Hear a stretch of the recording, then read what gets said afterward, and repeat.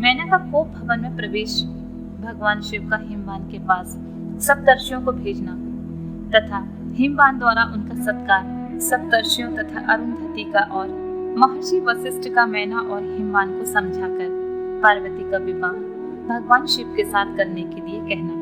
ब्रह्मा जी कहते हैं, ब्राह्मण रूपधारी शिव जी के वचनों का मैना के ऊपर बड़ा प्रभाव पड़ा और उन्होंने दुखी होकर पति से कहा, गिरिराज, इन वैष्णव ब्राह्मण ने शिव जी की जो निंदा की है उसे सुनकर मेरा मन उनकी ओर से खिन्न और विरक्त हो गया है। शनैश्वर, रुद्र के रूप, शील और नाम भी सभी कुत्सित हैं। मैं उन्हें अपनी सुलक्षणा पुत्री कदापि नहीं दूंगी। यदि आप मेरी बात नहीं मानेंगे तो मैं निसंदेह मर जाऊंगी। अभी इस घर को छोड़ दूंगी अथवा विष खा लूंगी। पार्वती के गले में फांसी लगाकर गहन वन में चली जाऊंगी अथवा उसे महासागर में डुबो दूंगी, परंतु अपनी बेटी को रुद्र के गले में नहीं मरूंगी। ऐसा कहकर मैना तुरंत कोप भवन में चली गई और अपने हार को फेंककर रोती हुई धरती पर लौट गई।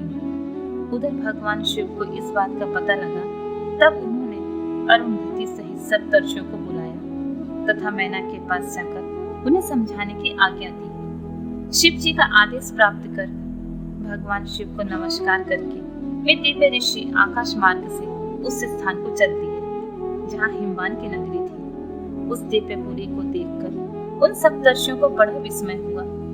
वे हिमाचलपुरी की परस्पर प्रशंसा करते हुए सब ऐश्वर्यों से भरे पूरे हिमवान के घर जा पहुंचे।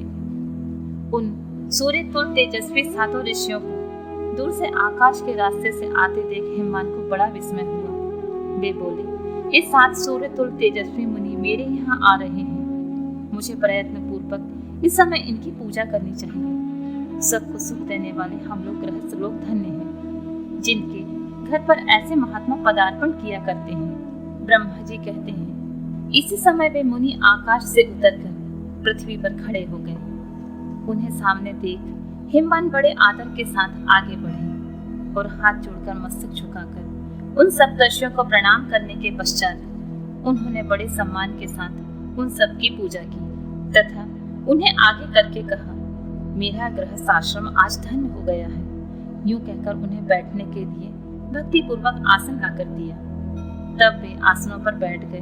तब उनकी आज्ञा लेकर हिमवान भी बैठ गए और वहां उन ज्योतिर्मय महर्षियों से इस प्रकार बोले, आज मैं धन्य हूँ, कृतकृत्य हूँ। मेरा जीवन सफल हो गया है।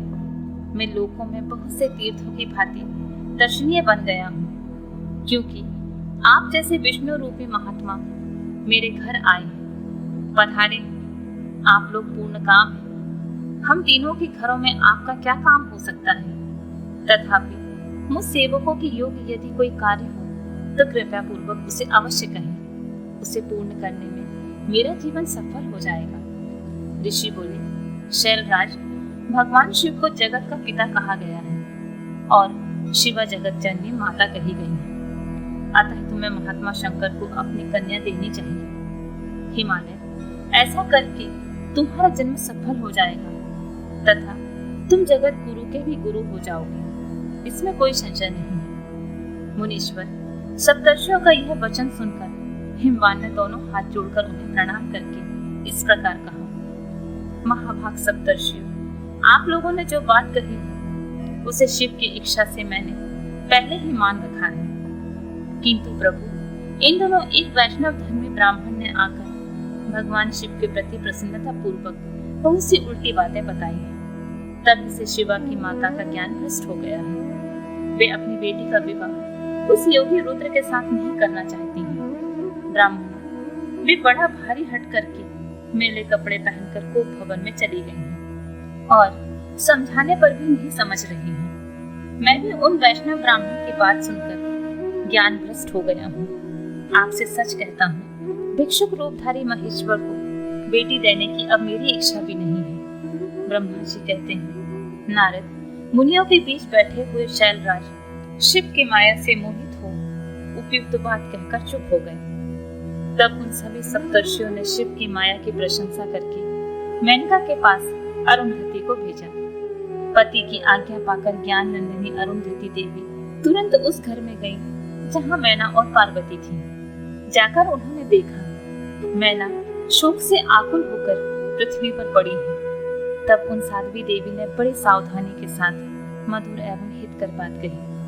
अरुंधति बोली, साध्वी रानी मेनके, उठो, मैं अरुंधति तुम्हारे घर में आई हूँ तथा दयालु सप्तर्षि भी वहां पधारे हैं। अरुंधति का स्वर सुनकर मैना शीघ्र ही उठ गई और लक्ष्मी जैसे तेजस्विनी उन पतिव्रता देवी के चरणों में मस्तक रखकर बोली, अहो, हम पुण्य जन्मा जीवों को आज किस तरह पुण्य का फल प्राप्त हुआ है कि हमारे घर में जगत दृष्टा ब्रह्मा जी की पुत्र वधू और महर्षि वशिष्ठ जी की पत्नी पधारी है। देवी, आप किस लिए आई हैं? मुझे यह बताइए। मैं और मेरी पुत्री आपकी दासी के समान हैं। हम पर आप कृपा कीजिए। मेनका के ऐसा कहने पर साध्वी अरुंधति ने उनको बहुत अच्छी तरह से समझाया बुझाया और उन्हें साथ ले वे प्रसन्नता पूर्वक उस स्थान पर आई जहाँ वे सप्तर्षि विद्यमान थे। सप्तर्षिगण बातचीत में निपुण थे। उन सब ने भगवान शिव के युगल चरणार बिंदों का स्मरण करके शैलराज को समझाना आरंभ किया। ऋषि बोले, शैलेंद्र, हमारा शुभ कारक वचन सुनो। तुम पार्वती का विवाह शिव के साथ कर दो और संहार करता रुद्र के श्रवसुर हो जाओ। शंभु सर्वेश्वर है, वे किसी से याचना नहीं करते हैं। स्वयं ब्रह्मा जी ने तारकासुर के विनाश के लिए एक वीर पुत्र उत्पन्न करने के उद्देश्य को लेकर भगवान शिव से यह प्रार्थना की है कि विवाह कर लें। भगवान शंकर तो योगियों के शिरोमणि हैं। वे विवाह के लिए उत्सुक नहीं हैं। केवल ब्रह्मा जी की प्रार्थना से वे महादेव तुम्हारी कन्या का पारिग्रहण करेंगे। तुम्हारी पुत्री ने जब तपस्या की थी उस समय उनके सामने उन्होंने उससे विवाह की प्रतिज्ञा कर ली थी। इन्हीं दो कारणों से वे योगी राज शिव विवाह करेंगे। ऋषियों की बात सुनकर हिमालय हंस पड़े और कुछ भयभीत होकर विनय पूर्वक बोले, मैं शिव के पास कोई राजोचित सामग्री नहीं देखता हूँ। उनका ना कोई घर है, ना ऐश्वर्य है, ना कोई स्वजन है, ना बंधु बांधव ही। मैं अत्यंत निर्लिप्त योगी को अपनी बेटी नहीं देना चाहता हूँ। आप लोग वेद विधाता ब्रह्मा जी के पुत्र हैं, अतः अपना निश्चित विचार कहिए। जो पिता काम से, मोह से, भय से अथवा लोभ से किसी अयोग्य वर के हाथ में अपनी कन्या दे देता है तो वह मरने के बाद नरक में जाता है। अतः मैं स्वेच्छा से भगवान शूरपाणि को अपनी कन्या नहीं दूंगा। इसलिए महर्षियों, जो उचित विधान हो उसे आप लोग कीजिए। मुनीश्वर नारद हिमाचल के इस वचन को सुनकर बातचीत करने में निपुण महर्षि वशिष्ठ ने उनसे यूं कहा, शैलेश्वर, मेरी बात सुनो। यह सर्वथा तुम्हारे लिए हितकारक, धर्म के लिए अनुकूल, सत्य तथा इहलोक और परलोक में सुखदायक है। शैलराज, लोक तथा वेद में 3 प्रकार के वचन उपलब्ध होते हैं। शास्त्रज्ञ पुरुष अपनी निर्मल ज्ञान दृष्टि से उन सब प्रकार के वचनों को जानता है। एक तो यह वचन है जो तत्काल सुनने में बड़ा सुंदर लगता है, परंतु पीछे वह असत्य एवं अहितकारी सिद्ध होता है। ऐसा वचन बुद्धिमान शत्रु ही कहता है, उससे कभी हित नहीं होता है। दूसरा वह है जो आरंभ में अच्छा नहीं लगता, उसे सुनकर अप्रसन्नता होती है, परंतु परिणाम से वह सुख देने वाला होता है। इस तरह का वचन कहकर दयालु, धर्मशील, बांधव वचन ही कर्तव्य का बोध कराता है। तीसरी श्रेणी का वचन वह है जो सुनते ही अमृत के समान मीठा लगता है और सब काल में सुख देने वाला होता है। सत्य ही उसका सार होता है, इसलिए वह हितकारक हुआ करता है। ऐसा वचन सबसे श्रेष्ठ और सबके लिए अभीष्ट है। शैलराज, इस तरह नीति शास्त्र में 3 प्रकार के वचन कहे गए हैं। इन तीनों में से तुम्हें कौन सा वचन अभीष्ट है? बताओ, मैं तुम्हारे लिए वैसा ही वचन कहूंगा। भगवान शंकर संपूर्ण देवताओं के स्वामी हैं। उनके पास बाहरी संपत्ति नहीं है। इसका कारण यह है कि उनका चित्त एकमात्र ज्ञान के महासागर में मग्न रहता है। जो ज्ञानानंद स्वरूप और सबके ईश्वर हैं, उन्हें लौकिक बाह्य वस्तुओं की क्या इच्छा होगी। गृहस्थ पुरुष राज एवं संपत्तियों से सुशोभित होने वाले वर को अपनी पुत्री देता है, क्योंकि किसी दीन दुखी को कन्या देने से पिता कन्या घाती होता है। उसे कन्या के वध का पाप लगता है। कौन जानता है कि भगवान शंकर दुखी हैं, कुबेर जिनके किंकर हैं और जो अपनी भूभंग की लीला मात्र से संसार की सृष्टि और संहार करने में समर्थ हैं, जिन्हें गुणातीत परमात्मा और प्रकृति से परे परमेश्वर कहा गया है। सृष्टि पालन और संहार करने वाली जिनकी विविध मूर्ति है, ब्रह्मा विष्णु और हर नाम धारण करती हैं, उन्हें कौन निर्धन अथवा दुखी कह सकता है। ब्रह्मलोक में निवास करने वाले ब्रह्मा, क्षीर सागर में रहने वाले विष्णु तथा कैलाशवासी हर, ये सब शिव की ही विभूतियां हैं। शिव से प्रकट हुई प्रकृति भी अपने अंश में 3 प्रकार की मूर्तियों को धारण करती है। जगत में लीला शक्ति से प्रेरित हो वह अपनी कला से बहुत सा रूप धारण करती है। समस्त वामय की अधिष्ठात्री देवी वाणी उनके मुख से प्रकट होती है और सर्व संपत्ति रूपिणी लक्ष्मी वक्ष स्थल से अभिभूत होती है तथा शिवा ने देवताओं के एकत्र हुए तेज से अपने को प्रकट किया था और संपूर्ण दानों का वध करके देवताओं को स्वर्ग की लक्ष्मी प्रदान की थी। देवी शिवा कल्पांतर में दक्ष पत्नी के उदर से जन्म ले सती नाम से प्रसिद्ध हुई और हर को उन्होंने अपने पति के रूप में प्राप्त किया। दक्ष ने स्वयं भगवान शिव को अपनी पुत्री दी थी। सती ने पति की निंदा सुनकर योग बल से अपने शरीर को त्याग दिया था। वे ही कल्याणमयी सती अब तुम्हारी वीर्य और मैना के गर्भ से प्रकट हुई।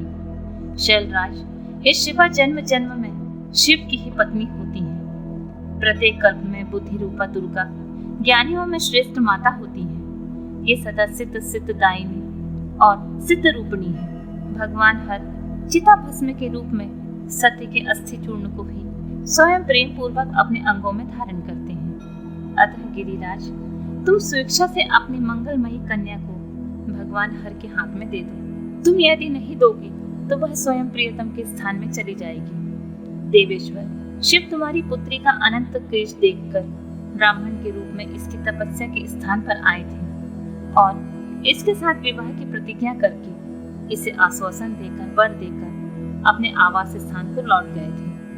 गिरे, पार्वती की प्रार्थना से ही शंभु ने तुम्हारे पास आकर इसके लिए याचना की और तुम दोनों ने शिव भक्ति में मन लगाकर उनकी उस याचना को स्वीकार कर लिया था। गिरीश्वर, बताओ फिर किस कारण से तुम्हारी बुद्धि विपरीत हो गई है।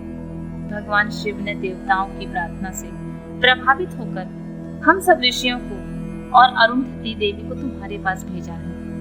हम तुम्हें यही भिक्षा देते हैं कि तुम पार्वती को रुद्र के हाथों में दे दो। गिरे, ऐसा करने पर तुम्हें महान आनंद प्राप्त होगा। शैलेंद्र, यदि तुम स्वेच्छा से अपनी बेटी शिवा को शिव के हाथ में नहीं दोगे तो भाभी के बल से ही इन दोनों का विवाह हो जाएगा। तात, भगवान शंकर ने तपस्या में लगी हुई पार्वती को ऐसा ही वर दिया है। ईश्वर की हुई प्रतिज्ञा कभी पलट नहीं सकती। गिरिराज, ईश्वर के बस में रहने वाले समस्त साधु पुरुषों के भी प्रतिज्ञा का संसार में किसी के द्वारा उल्लंघन होना कठिन है। फिर साक्षात ईश्वर के प्रतिज्ञा के लिए तो कहना ही क्या है। सप्तर्षियों के समझाने तथा मेरु आदि के कहने से पत्नी सहित हिमवान का शिव के पास अपनी पुत्री के विवाह का निश्चय करना तथा सप्तर्षियों का शिव के पास जाओ उन्हें सब बातें बताकर अपने धाम को जाना। ब्रह्मा जी कहते हैं, नारद, तदनंतर वशिष्ठ ने प्राचीन काल में राजा अनरण्य के द्वारा अपनी कन्या पद्या का पिपलाद के साथ विवाह करने की तथा धर्म के वरदान से पिपलाद के तरुण अवस्था, रूप, गुण, सदा स्थिर रहने वाले यौवन, कुबेर और इंद्र से भी बढ़कर धन, ऐश्वर्य, भक्ति, सिद्धि और समता प्राप्त करने की तथा पद्या के स्थिर यौवन, सौभाग्य, संपत्ति एवं भर्ता के द्वारा परम गुणवान 10 पुत्रों को प्राप्त करने की कथा सुनाकर कहा, शैलेंद्र, तुम मेरे कथन का सार तत्व को समझकर अपनी पुत्री पार्वती का हाथ महादेव के हाथ में दे दो और मैना सहित तुम्हारे मन में जो कुरोष है उसे त्याग दो। आज से 1 सप्ताह व्यतीत होने पर अत्यंत शुभ एवं दुर्लभ मुहूर्त आने वाला है। उस समय चंद्रमा लग्न के स्वामी होकर अपने पुत्र वधु के साथ लग्न में ही स्थित होंगे। उनका रोहिणी नक्षत्र के साथ योग होगा। चंद्रमा और तारे शुद्ध होंगे। मार्गशीर्ष मास के अंतर्गत संपूर्ण दोषों से रहित सोमवार को, जबकि लग्न पर संपूर्ण शुभ ग्रहों की दृष्टि होगी, पाप ग्रहों की दृष्टि नहीं होगी, तथा बृहस्पति ऐसे स्थान पर स्थित होंगे जहां से वे उत्तम संतान और पति का सौभाग्य देने में समर्थ होंगे। ऐसे मुहूर्त में तुम अपनी कन्या मूल प्रकृति ईश्वरी जगदम्बा पार्वती को जगत पिता भगवान शिव के हाथ में देकर कृतार्थ हो जाओ। ऐसा कहकर ज्ञान शिरोमणि मुनिवर वशिष्ठ नाना प्रकार की लीला करने वाले भगवान शिव का स्मरण करके चुप हो गए। वशिष्ठ जी की बात सुनकर सेवकों और पत्नी सहित गिरिराज हिमालय बड़ी विस्मित हुए दूसरे पर्वतों से बोले। हिमालय ने कहा, गिरिराज मेरु, सहा, गंधमादन, मंदरांचल, मैनाक और विंध्याचल आदि पर्वतेश्वरों, आप सब लोग मेरी बात सुने। वशिष्ठ जी एक ऐसी बात कह रहे हैं, अब मुझे क्या करना चाहिए, इस बात का विचार करना है। आप लोग अपने मन से सब बातों का निर्णय करके जैसा ठीक समझे वैसा करें। हिमाचल की बात सुनकर सुमेरु पर्वत आदि भली भांति निर्णय करके उनसे प्रसन्नता पूर्वक बोले, महाभाग, इस समय विचार करने से क्या लाभ है? जैसा ऋषि लोग कहते हैं उन्हीं के अनुसार हमें कार्य करना चाहिए। वास्तव में यह कन्या देवताओं का कार्य सिद्ध करने के लिए ही उत्पन्न हुई है। इसने शिव के लिए ही अवतार लिया है, इसलिए यह शिव को ही दी जानी चाहिए। यदि इसने रुद्रदेव की आराधना की है और रुद्र ने आकर इसके साथ वार्तालाप किया है, तो इसका विवाह उन्हीं के साथ होना चाहिए। ब्रह्मा जी कहते हैं, नारद, उन मेरु आदि पर्वतों की यह बात सुनकर हिमालय बड़े प्रसन्न हुए और गिरजा भी मन ही मन हंसने लगी। अरुंधति ने अनेक कारण बताकर, नाना प्रकार की बातें सुनाकर और विभिन्न प्रकार के इतिहासों का वर्णन करके मैना देवी को समझाया। तब शैलपत्नी मैनका सब कुछ समझ गई और प्रसन्नचित हो उन्होंने मुनियों को, अरुंधति को और हिमालय को भी भोजन कराकर स्वयं भोजन किया। तदनंतर ज्ञानी गिरिश्रेष्ठ हिमालय ने उन मुनियों की भली भांति सेवा की। उनका मन प्रसन्न और सारा भ्रम दूर हो गया। उन्होंने हाथ जोड़कर प्रसन्नता पूर्वक उन महर्षियों से कहा, महाभाग सप्तर्षियों, आप मेरी बात सुने। मेरा सारा संदेह दूर हो गया है। मैंने शिव पार्वती के चरित्र को सुन लिया है और अब मेरा शरीर, मेरी पत्नी मैना, मेरे पुत्र पुत्री, रिद्धि सिद्धि तथा अन्य सारी वस्तुएं भगवान शिव की ही हैं, दूसरे किसी की नहीं। ब्रह्मा जी कहते हैं, नारद, ऐसा कहकर हिमालय ने अपनी पुत्री की ओर आदर पूर्वक देखा और उसे वस्त्र आभूषण से विभूषित करके ऋषियों की गोद में बिठा दिया। तत्पश्चात वे शैलराज पुनः प्रसन्न हो उन ऋषियों से बोले, यह भगवान रुद्र का भाग है, इसे मैं उन्हीं को दूंगा। ऐसा निश्चय कर लिया। ऋषि बोले, गिरिराज, भगवान शंकर तुम्हारे याचक हैं, तुम स्वयं उनके दाता हो और पार्वती देवी भिक्षा है। इससे उत्तम और क्या हो सकता है? हिमाचल, तुम समस्त पर्वतों के राजा, सबसे श्रेष्ठ और धन्य हो, अतः तुम्हारे शिखर की सामान्य गति है। तुम्हारे सभी शिखर सामान्य रूप से पवित्र एवं श्रेष्ठ हैं। ब्रह्मा जी कहते हैं, नारद, ऐसा कहकर निर्मल अंतःकरण वाले उन मुनियों ने गिरिराज कुमारी पार्वती को हाथ से छूकर आशीर्वाद दिया और कहा, शिवे, तुम भगवान शिव के लिए सुखदायिनी हो, तुम्हारा कल्याण होगा।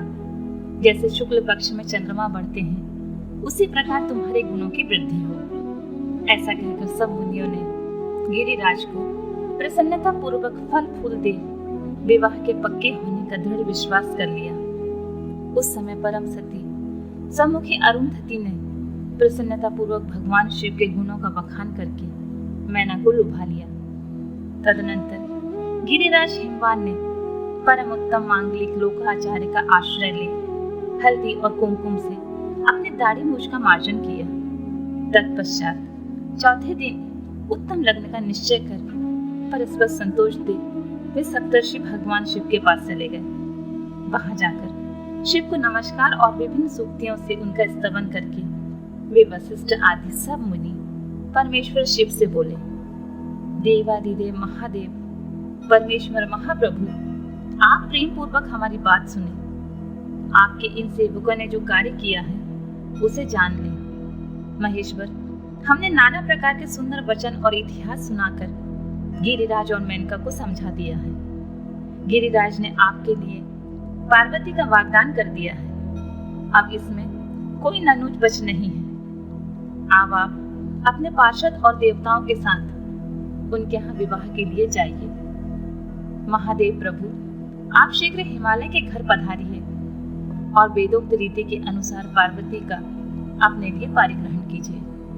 सप्तर्षियों का यह वचन सुनकर लोकाचार परायण महेश्वर प्रसन्नचित्त हो हंसते हुए इस प्रकार बोले, महाभाग सप्तर्षियों, विवाह को तो ना मैंने कभी देखा है और ना ही सुना है।